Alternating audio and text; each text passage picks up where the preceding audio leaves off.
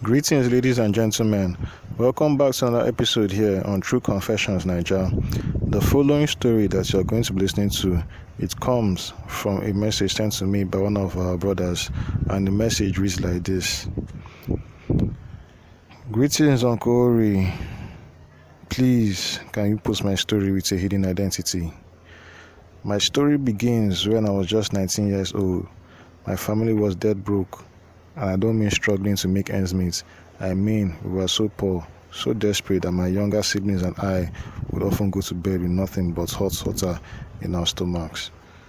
You see, when you are that hungry, drinking hot water can trick your mind, make you feel like you're eating something. Anything. It was a cruel comfort, but it was all we had.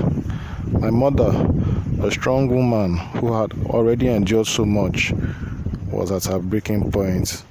She worked tirelessly, sometimes as a maid, other times as a street vendor, just to put a few coins in our hands. But it was never, ever enough. Our landlord would come by, his face etched with impatience, demanding his overdue rent. We had nothing to give him. Every single day was a struggle, a fight for survival. I could see the desperation in my mom's eyes, especially when she looked at me and my younger siblings. She even started urging me to go to South Africa to join some of my friends who had already gone there seeking work. But I was terrified. See, a close friend of mine had gone there. He had got lost in the vast, unforgiving Kruger National Park. His companions came back with a chilling story. They got lost in Musina, somehow wandered into Kruger and were trapped for days. My friend, overcome by fatigue, just couldn't go on. They had to leave him behind. To this day, no one knows what happened to him. The thought of facing such a fate myself, being swallowed by a foreign land, was paralyzing. But my mom, bless her heart, she kept telling me that we needed a way out. Then one day, she came back, her face alight with an almost manic excitement. She had met a stranger, she said, and this stranger, after she sold him a small bottle of my hair, yes, my hair, told her there was a way to make quick money, a lot of money. All she had to do was pretend to be sick. We asked her, pretend to be sick? Where? She told us about a big church in Nigeria. They were looking for people from all over the world, people who weren't Nigerian, to come and pretend to be sick. The idea was that these foreigners would be more believable, and after their healing, they would simply disappear, never to be seen again by the local congregation. But my mom's role to fake a brain tumor, she would stand before thousands, not say much, and then she would be healed. And for this performance, she was promised an astronomical sum, a deposit of $4,000 and another $4,000 after she returned. It was more money than we had ever seen in our lives. My mom was actually given $2,500 upfront. She told us we would use just $200 for immediate needs, saving the rest $1,800, and the additional $2,000 we'll get later. The whole miracle trip was supposed to take about a week. My mom didn't want to go alone, and that's how I, a scared 19-year-old, ended up getting my first passport. The church took care of everything, our passports, our flights, even our stay. We landed in Nigeria, a land I never imagined our visit, and were taken to a beautiful guest house.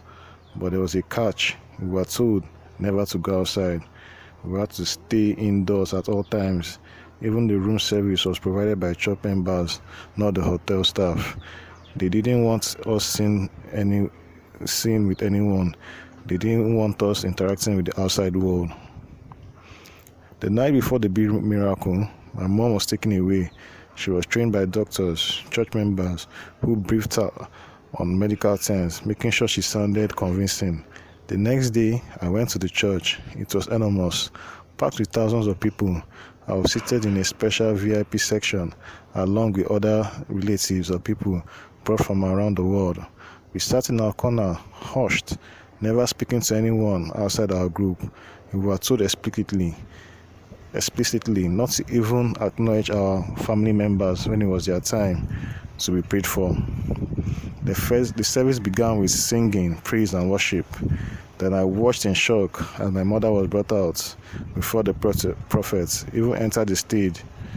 She was on a paramedic bed, wearing a white hospital gown, and placed right in front of the stage. Church workers surrounded her, whispering instructions. We knew they were feeding her lines, telling her exactly what to do. Then a doctor, the one myself she met the night before, came forward. He held up a scan, pointing to a dark spot. He spoke of how the Holy Spirit had told him to bring this woman to church, how he risked his license for smuggling a patient out of the hospital. It was all a carefully orchestrated lie, of course. When the prophet finally arrived, the crowd erupted in shouts and cheers. He stretched his hand towards my mother, and she began to shake violently, acting as if she was possessed. She fell to the ground, convulsing. The prophet roared, "Be delivered! I command this tumor to disappear!" The congregation screamed, people cried, cameras flashed everywhere. Then, just as dramatically, my mom stood up, healed. The prophet screamed, "The power of God is here. This is the power of God." The performance was complete. Later that evening, we returned to the guest house. We were promised that the remaining money would be given to us when we returned to Zimbabwe. And so, we returned home. My mom, still holding on to the $1,800 we had left, declared she wouldn't touch it. She wanted to save it, to start a real business, to make an honest living. We waited for the final payments. Then the $2,000 was supposed to complete our fortune. It never came. Days turned into a week, then two. My mom started to change. She became quiet, withdrawn, her eyes haunted. "What's wrong?" I'll ask her, worried. She just shake her head, whispering, "I don't feel okay. I lied to God." This was just 3 days after we got back. She kept talking about it, about how she had believed in these prophets, but they were all fake. What truly broke her heart was what she saw in the other room in Nigeria. The room where people were genuinely sick. A woman crippled in a wheelchair, a man blind from birth, children dying of cancer. They all come to her on their knees begging, "Please pray for us." They have been healed by the man of God. They had paid these prophets huge sums of money, hoping for a real miracle, a true healing, and it was all a lie. Her guilt was a constant harm, a torment that eventually started to irritate us, her own children. We didn't understand the depth of her pain. Little did we know, she eventually went to the man who had recruited her in Zimbabwe. She told him she wanted to return the money. He warned her it was a bad idea, that the prophet had bigger plans for me. But my mom didn't care. She just wanted to return the money to cleanse herself of this terrible sin. So she transported back to Nigeria. She confronted the prophet, pleading, "Please take back your money. I don't feel okay." But the prophet grew angry. "Accept it," he demanded. "It's a gift from God. I cannot take it back." She insisted, "Please take your money. What we did was wrong. Just let me be." Then something even more sinister happened. The prophet invited her to his house, claiming it was for being an honest woman. They offered her food, traditional Nigerian dishes, but there was something strange about it. After she ate, she felt dizzy, disorientated. They told her she was going to be prayed for. People from the prophet's hosting team surrounded her and she knelt, praying over her in Arabic. The prophet too was chanting in Arabic. They told her she had fallen back into the sin after the prayer. That's why God hadn't truly healed her. My mom tried to tell them she was healthy, she was fine, she had been healthy all along. But the prophet demanded she repeat a specific prayer, otherwise she would be cursed. "I was healed by the power of God. I will not allow the devil to deceive me. I will not allow the devil to deceive me." She repeated it over and over, her voice trembling. Then she was taken to a media room for a small interview. The same woman who had been there during the Arabic prayer ceremony questioned her. "Why are you back?" the woman asked. "The last time the prophet prayed for me, you said you had been healed." My mom said she felt her voice being held, unable to speak. The woman then declared, "Speak, for the prophet has given the authority to speak right now." And that's when it happened. My mom felt herself transform. She said a demon entered her, and she started to give a false confession, claiming she had been a long-time witch. The prophet then prayed for her again, making her swear a covenant that she would never become a witch again.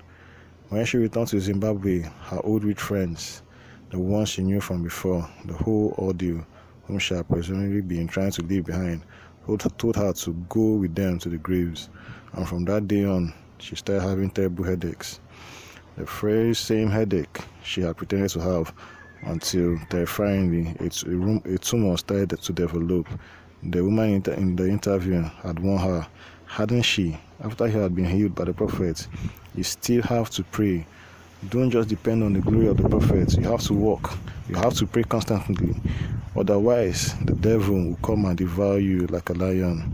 That same night, my mother said she was taken to a prayer mountain. On the mountain, and another woman was holding her picture.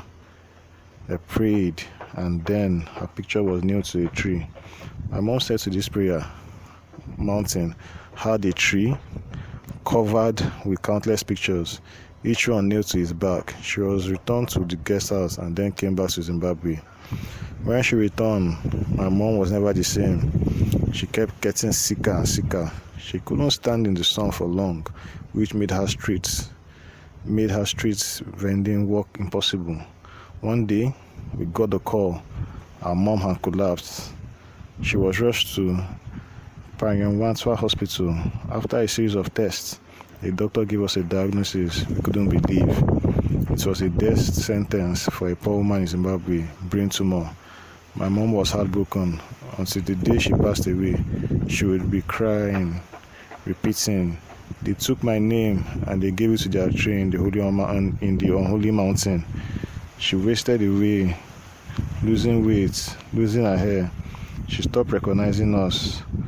She would point at walls of her room, screaming the prophet's name, insisting he was writing something Arabic on the wall, and then she passed away.